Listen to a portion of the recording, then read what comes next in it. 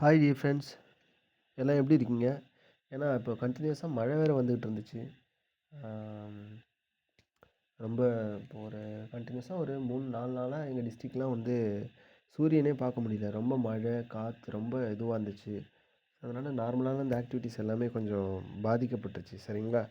Okay. அப்புறம் ஒன்று சொல்ல வந்தேன் இன்னைக்கு. இப்போது நம்ம எல்லாமே இந்த சிம்பிள் ப்ரெசன்ட் வச்சு சொல்லலாம் அப்படின்னு சொன்னல. மழை பெய்யுது அப்படின்றத வந்து சிம்பிள் ப்ரெசன்ட் டென்ஸில் வந்து சொல்லுங்கள் பார்க்கலாம். மழை பெஞ்சு மழை பெய்யுது. அதாவது தமிழில் தூய தமிழ் நம்ம சொல்ல போனோம்னா மழை பெய்கிறது அப்படின்னு வரும். அதே மாதிரி அதையே ப்ரெசன்ட் கண்டினியூஸில் மழை பெஞ்சிக்கிட்டு இருக்கு அப்படின்னு சொல்லணும். ஸோ அந்த ரெண்டுத்துக்குமே வந்து நீங்கள் கமெண்ட் பண்ணுங்கள் ஆன்சரை. அதுக்கான ஒரு சில டிஃபர் ஆகும். அது ஏன் அப்படின்னு சொல்லிட்டு நான் கேட்குறேன். அதுக்குள்ள காரணமாக சொல்லுங்கள். சரிங்களா? ஃபஸ்ட்டு மழை பெய்யுது, மழை பெஞ்சிக்கிட்டு இருக்கு. இதை வந்து நீங்கள் ரெண்டுத்துக்குமே இங்கிலீஷில் வந்து சிம்பிள் ப்ரெசன்ட் டென்ஸ்லேயும் சிம்பிள் ப்ரெசன்ட் கண்டினியூஸ்லேயும் ப்ரெசன்ட் கண்டினியூஸ் இந்த ரெண்டு டென்ஸ்லேயும் எப்படி சொல்கிறது அப்படின்னு சொல்லிட்டு ஆன்சரை கீழே சொல்லுங்கள். சரிங்களா? ஓகே, இன்றைக்கி கிளாஸ் போகலாம். இனிமேல் வந்து கிளாஸ் வந்து வேறு லெவலில் இருக்கும் நிச்சயமாக. நம்ம வந்து ஏற்கனவே இப்போது simple present plus present continuous இதை பற்றி கொஞ்சம் ஒரு சின்ன லெவலில் ஒரு ஐடியா இருக்கும். நம்ம இந்த 80 டேஸில் நிச்சயமாக ஒரு பேசிக் கிராமர் ப்ளஸ் பேசிக் ஸ்போக்கன் இங்கிலீஷ் நம்ம நிச்சயமாக இங்கிலீஷ் வந்து கிராமரும் தெரிஞ்சுக்கலாம். அதே டைமில் வந்து நிச்சயமாக ஒரு பேசிக் லெவலில் ஒரு 20 to 40% வந்து நம்ம பேச ஆரம்பிக்கலாம். சரிங்களா? ஓகே, அதுக்கான அதிகப்படியான முன்னெடுப்புகள்லாம் வந்து இனிமேல் வரப்போகிற கிளாஸில் இருக்கும். நிச்சயமாக ஃபாலோ பண்ணுங்கள். அதேமாதிரி நிறைய பேர் உங்கள் ஃப்ரெண்ட்ஸுக்கு ஷேர் பண்ணுங்கள். மறக்காமல் நம்ம சேனல் வந்து சப்ஸ்கிரைப் பண்ணுங்கள். இப்போ இன்றைக்கி பார்க்க போகிறது வந்து ஸ்போக்கன் இங்கிலீஷில் இதுவரைக்கும் பார்த்த simple present tens, present continuous plus வந்து ஆம், இஸ், ஆர் இந்த பி வெர்புன்னு சொல்லுவோம்ல, ஸ்கூலில் படிச்சிருப்போம். இதே வந்து நம்ம ஆக்சிலரி வெர்புன்னு படிச்சிருப்போம். சரிங்களா? ஆக்சிலரி வெர்புனா துணை வினைச்சொற்கள்னு வரும். பி வெர்பு வந்து எப்போ சொல்லுவோம்னா ஒரு செயல் வந்து ஒரு நவுன் வந்து எப்படி இருக்குது, எந்த தன்மையில் இருக்குது, எந்த நிலையில் இருக்குன்னு சொல்லும்போது அது பி வெர்புன்னு சொல்லுவோம். ஆனால் ஆம், இஸ், ஆர் வந்து எல்லாமே பி வெர்புன்னு சொல்லலாம், அது ஆக்சிலரி வெர்புன்னு சொல்லலாம். சரிங்களா? அப்போ இந்த simple present, present continuous, B verb இந்த ஆம், இஸ், ஆர் இப்போ இது மூணுத்தையும் ப்ரெசண்ட்டில் இப்போ இது வரைக்கும் எப்படி பார்த்துருக்கோம், என்னென்னலாம் பார்த்துருக்கோன்னு ஒரு சின்னதாக ஒரு ப்ரீஃபான ஒரு ரிவிஷன் கொடுத்துடலாம். இப்போ ஃபஸ்ட்டு பாருங்கள், சிம்பிள் ப்ரெசன்ட் பார்க்கலாம். பாருங்கள், நீ கடைக்கு போறியா அப்படின்னு சொல்லிட்டு நம்ம தமிழில் ஒரு கேள்வி ஒருத்தவங்களை பார்த்து நம்ம கேட்குறோம். நீ கடைக்கு போறியா அப்படின்னு கேட்குறோம். அதை நம்ம எப்படி இப்போ நீ அப்படின்னு கேட்குறோம். அப்போ நீன்னா இங்கிலீஷில் எப்படி வந்துடும், யூ வந்துடும். சரிங்களா? இப்போ நீ கடைக்கு போறியான்றப்ப do you go to shop அப்படின்னு வந்துடும். அப்போ do you go to shop. அப்போ இங்கே வந்து வெர்பு வந்து இந்த வெர்பு டேபிளில் முதல் ரோவில் ஒரு சிம்பிள் ப்ரெசன்ட் வெர்பு இருக்கும். ரெண்டாவது டேபிளில் பாஸ்ட் டென்ஸ் வெர்பு இருக்கும். மூணாவது வந்து பாஸ்ட் பார்ட்டிசிபிள்னு சொன்னேன். அப்போ நம்ம சிம்பிள் ப்ரெசன்ட் வெர்பு வந்து யூஸ் பண்ணும்போது அந்த முதல் ரோவில் இருக்குல்ல simple present verb, simple present வெர்பில் நம்ம எந்த வெர்பு யூஸ் பண்ணணும்னா, எந்த வினைச்சொல்லை வந்து பேசணும்னா அந்த வெர்பு டேபிளில் முதல்ல இருக்கிற ரோவில் இருக்கிற வெர்பு எல்லாத்தையுமே வச்சு பேசலாம். அப்போது இந்த கோ, வென்ட், கான், அப்போ கோ இருக்குது பாருங்கள். அதே மாதிரி லைக்டு ஃபஸ்ட்டு இருக்கிற லைக் இதெல்லாம் வந்து சிம்பிள் ப்ரெசன்ட் வெர்பு, நிகழ்கால வினைச்சொற்கள் இதெல்லாம். ஸோ அப்போ இதெல்லாம் வந்து நம்ம சிம்பிள் ப்ரெசன்ட் வச்சு பேசலாம். அப்போ அப்படி கேட்கும்போது இங்கே என்ன சொல்லியிருக்கோம் பாருங்கள், டூ யூ கோ வச்சுப்பாங்க. நீ கடைக்கு போறியான்னு கேட்குறான். அப்போ அது கொஸ்டின் எப்படி வரும், do you go to shop அப்படின்னு வரும். சரிங்களா? அப்போ எப்போவுமே கேள்வி வந்து இன்னொருத்தவங்களை பார்த்து தான் வரும். அப்போ அதிகப்படியான கேள்விகள் வந்து நம்மளை நாமே கேட்டுக்க மாட்டோம். நாங்கள் அப்படின்ற மாதிரியும் கொஸ்டின் அதிகமாக வராது. ஐயும் கேள்வியில் அதிகமாக வராது, வியும் வராது, மற்றது எல்லாமே வரும். அப்போது do you go to shop அப்படின்னு கேட்கலாம். நீ கடைக்கு போறியா, do they go to shop, அவங்க கடைக்கு போகிறாங்க, அவங்க எல்லோரும் கடைக்கு போகிறாங்களா அப்படின்னு வரும். சரிங்களா? அதே மாதிரி அவள் கடைக்கு போகிறாளான்னு கேட்கும்போது அவன் கடைக்கு போகிறான்னு கேட்கும்போது does he go to shop அப்படின்னா அவன் கடைக்கு போகிறானா அப்படின்னு அர்த்தம். ஆமான்னா ஆமாம், இல்லைன்னா இல்லை. சரிங்களா? அடுத்தது வந்து does she go to shop அப்படின்னா அவள் கடைக்கு போகிறாளான்னு அர்த்தம். சரிங்களா? Does it go to shop, அது கடைக்கு போதா. இப்போ நம்ம இந்த டஸ் இட்டு வந்து யூஸ் பண்ணும்போது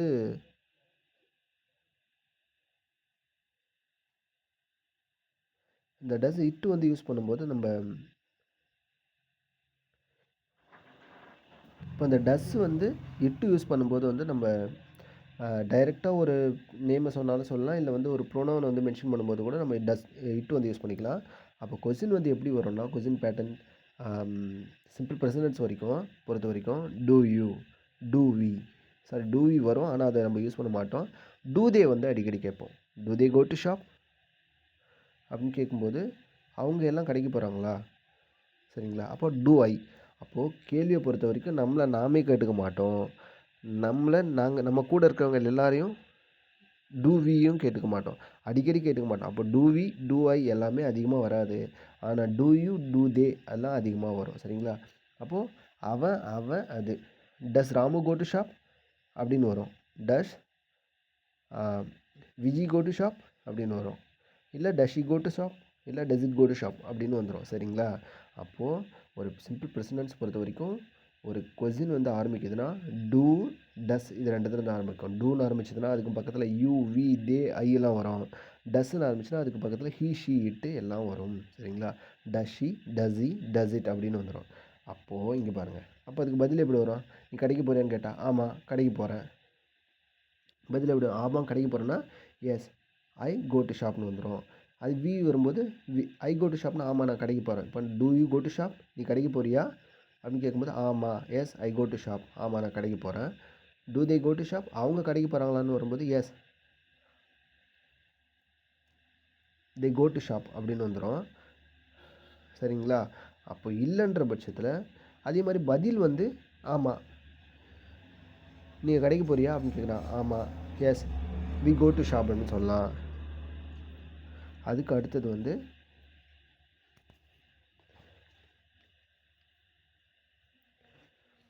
இது நெகட்டிவ் கேஸில் வரும்போது எப்படி வரும்? Do you go to shop, நீ கடைக்கு போறியான்னு கேட்குறாங்க. இந்த நெகட்டிவ் கேஸில் வரும்போது no I do not go to ஷாப்னு வரும். We do not go to shop, நாங்கள் கடைக்கு போகல. அப்போ you do not go to shop அப்படி சொல்லலாம், ஆனால் அது வந்து அதிகமாக வராது. They do not go to ஷாப்னு வரும். ஆமாம் இதெல்லாம் பதில் சொல்கிற மாதிரி இருக்கும். ஆமாம் அவங்க கடைக்கு போகல. அப்போது do you go to shop, நீ கடைக்கு போகிறேன்னு கேட்டதுக்கு ஆமாம் நான் கடைக்கு போகிறேன்னா ஐ கோ டு ஷாப், நாங்கள் கடைக்கு போகிறோன்னா வி கோ டு ஷாப், நீ கடைக்கு போகிறேன்னா you go to shop, they go to ஷாப்னா அவங்க எல்லாரும், தேன்னா அவங்க எல்லாரும் கடைக்கு போகிறாங்கன்னு அர்த்தம். அப்போது அது நெகட்டிவ் கேஸில் வரும்போது do you go to shop, நீங்கள் கடைக்கு போகிறீங்களா அப்படின்னு கேட்கும்போது இல்லை அப்படின்ற பட்சத்தில் நோன்னு சொல்லலாம். இல்லை I no I do not go to shop, நான் கடைக்கு போகல. We do not go to shop, நாங்கள் கடைக்கு போகல. You do not go to shop, நீ கடைக்கு போகலை. அடுத்து வந்து they do not go to ஷாப்னா நாங்கள் கடைக்கு போகல, நாங்கள் எல்லாம் கடைக்கு போகல அப்படின்னு வரும். அப்போ எஸ்ஆர்ஓ டைப் பொறுத்த வரைக்கும் எஸ்ஸு இல்லை நோன்னு சொல்லி ஆன்சர் பண்ணலாம். எஸ்ஸு இல்லை நோன்னு சொல்லிட்டு அடிஷ்னலாக கூட yes I go to shop அப்படின்னு கூட சொல்லலாம்.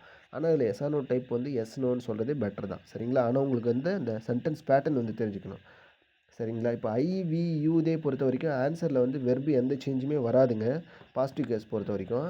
ஆனால் நெகட்டிவ் கேஸில் சேஞ்ச் ஆகும். இங்கே பாருங்கள், I we they you they, அப்போது கோன்னு தானே வச்சு சொல்கிறோம். நீ கடைக்கு போறியா, do you go to shop, yes I go to shop, we go to shop, you go to shop, they go to shop இருக்கா? அதுக்கு அடுத்து வந்து ஷீ, ஹீ, இட்டெல்லாம் வரும்போது ஷீ கோ வந்து எப்படி மாறுது? கோஸ்ன்னு மாறிடுது. அப்போது she goes to shop, he goes to shop, it goes to shop. இதுக்கான விளக்கம் வந்து நான் சொல்கிறேன், சரிங்களா? போக போக சொல்கிறேன், சரிங்களா? ஓகே. அதுக்கு அடுத்தது வந்து நான் ஆல்ரெடி ப்ரீவியஸ் கிளாஸே சொல்லியிருக்கேன், இப்போயும் நான் சொல்கிறேன். இப்போ இதேமாதிரி நெகட்டிவ் கேஸில் பார்க்கலாம். டூ யூ கோ டு ஷாப்னு கேள்வி கேட்குறாங்க. எஸ் சாரி நோ அப்படின்னு சொல்லிட்டா முடிஞ்சிச்சு. இல்லை no I do not go to shop, we do not go to shop, you do not go to shop, they do not go to ஷாப்னு சொல்லலாம். இது ஹீ ஷீ இட்டில் சொல்லும்போது she doesn't go to shop, அவள் கடைக்கு போகல. He doesn't go to shop, அவன் கடைக்கு போகல. It doesn't go to shop, அது கடைக்கு போகல, சரிங்களா? அப்போது இந்த ஃபார்மேட் மட்டும் நீங்கள் நிச்சயமாக நல்லா தெரிஞ்சுக்கணும். இதை வந்து இன்னும் போக போக இன்னும் ப்ரீஃபாக பார்க்கலாம். இந்த கோ வந்து கோஸ்ன்னு எப்படி எதனால் மாறுது, டூ டஸ் எல்லாம் எதனால் வருதுன்னு சொல்லிட்டு ப்ரீஃபாக பார்க்கலாம், சரிங்களா? ஓகே. அடுத்தது வந்து இப்போது நான் ஒரு செயலை செய்கிறேன், அது ப்ரெசன்ட் சிம்பிளாக சொல்லணும். 2 வார்த்தையில் வச்சு சொல்லணும்னா சிம்பிள் ப்ரெசன்ட் டென்ஸில் சொல்லலாம். ப்ரெசன்ட் கண்டினியூஸில் சொல்லும்போது எப்படி வரும்? அந்த செயல் வந்து ஒரு குறிப்பிட்ட காலத்துக்கு, இப்போ நீங்கள் பார்த்துக்கிட்டு இருக்க எல்லாமே ப்ரெசன்ட் கண்டினியூஸில் சொல்லலாம், சரிங்களா? நான் தான் முன்னாடி சொல்லியிருப்பால, டிவி ஓடிக்கிட்டு இருந்துச்சுன்னா டிவி ஓடிக்கிட்டு இருக்கு, அவங்க நடந்துக்கிட்டு இருக்காங்க. பஸ்ஸு போய்க்கிட்டு இருக்கு. இப்போ உங்க கண்ணால பார்க்குறது எல்லாமே ப்ரெசென்ட் கன்டினியூஸில நீங்க சொல்லலாம். அது செயலா இருக்கும். சரிங்களா? அப்போ ஒரு செயல் நடந்ததுன்னா அது ப்ரெசென்ட் கன்டினியூஸ்ல சொல்லலாம். இப்போ ப்ரெசென்ட் கன்டினியூஸ்ல வெர்பு ஃபார்மேட் வெர்பு கூட ஐஎன்ஜி சேர்ந்து வரும். கன்டினியூஸ்னாலே வெர்பு கூட ஐஎன்ஜி சேர்ந்து வரும். இதை நீங்கள் படிச்சிருப்பீங்க. இப்போ உதாரணத்துக்கு ஸ்டடின்னா ஸ்டடியிங்னு வந்துடும். ப்ளேனா ப்ளேயிங்னு வந்துடும். கோனா கோயிங்னு வந்துடும். ஸோ அந்த மாதிரி ஃபார்மேட்டு.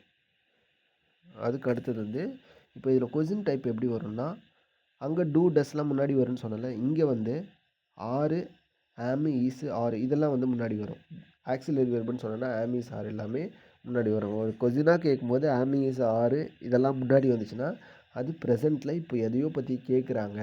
அதே மாதிரி டூ டஸ்லாம் முன்னாடி வந்துச்சுன்னா இப்போ நடக்கக்கூடிய செயலை பற்றி ஒரு செயல் நடக்குதா இல்லையான்னு சொல்லிட்டு கொஸ்டின் கேட்குறாங்க அப்படின்னு அர்த்தம். இப்போ பாருங்கள், ஆர் யூ ஒர்க்கிங்னு கேட்குறாங்க.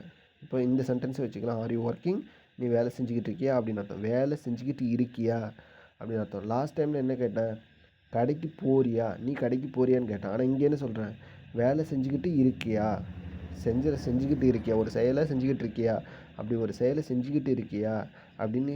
இப்போ அந்த செயல் நடந்துக்கிட்டு இருக்கா அப்படின்னு கேட்கும்போதெல்லாம் கண்டினியூஸில் கேட்கணும். ஆனால் சிம்பிளாக கேட்கணுன்னா அந்த செயல் நடக்குதா.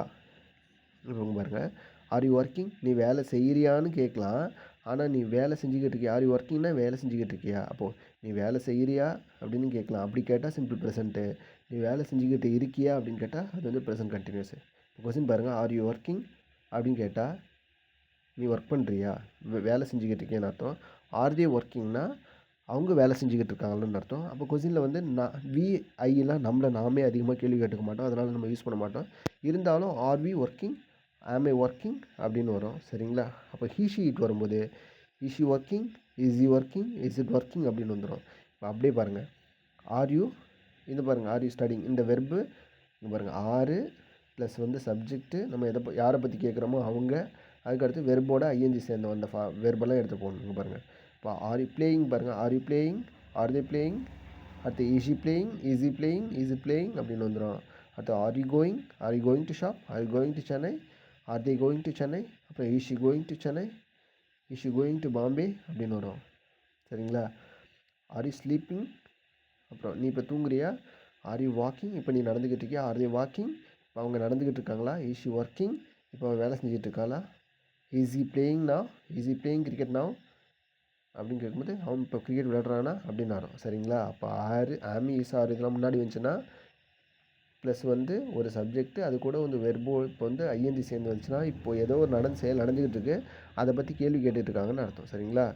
ஓகே, அப்படிக்காக பாருங்கள், நீ விளையாடிக்கிட்டு இருக்கியா, நீ தூங்கிக்கிட்டு இருக்கியா, are you sleeping, are you பிளேயிங்னா, are you playing, are you sleeping அப்படின்னா இப்போ அந்த செயல் இங்கே பாருங்கள், விளையாடிக்கிட்டு தூங்கிக்கிட்டு இருக்கியான்னு வருதுன்னா, நீ விளையாடிக்கிட்டு இருக்கியா, நீ தூங்கிக்கிட்டு இருக்கியா, அவங்க சென்னைக்கு போய்கிட்டு இருக்காங்கன்னா இப்போ போய்கிட்டு இருக்காங்க அப்படின்னு அர்த்தம்.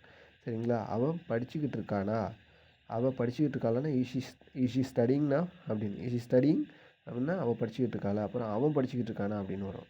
இப்போ எஸ்னா எஸ், நோன்னு நோன்னு சொல்லிக்கலாம். சரிங்களா? இதுதான் ப்ரெசென்ட் கண்டினியூஸு. இது வந்து எல்லாமே ப்ரெசென்ட் கண்டினியூஸில் வெர்போட ஐஎன்ஜி சேர்ந்து வந்துச்சுன்னா அது செயலை பற்றி கேட்குற கேள்வி. ப்ரெசென்ட் கண்டினியூஸில் கேள்வி வந்துச்சுன்னா எப்படி வரும், ஆமி சாரில் முன்னாடி வரும். அதுக்கடுத்து நம்ம யாரை பார்த்து கேள்வி கேட்க போகிறோமோ அவங்க வரும்.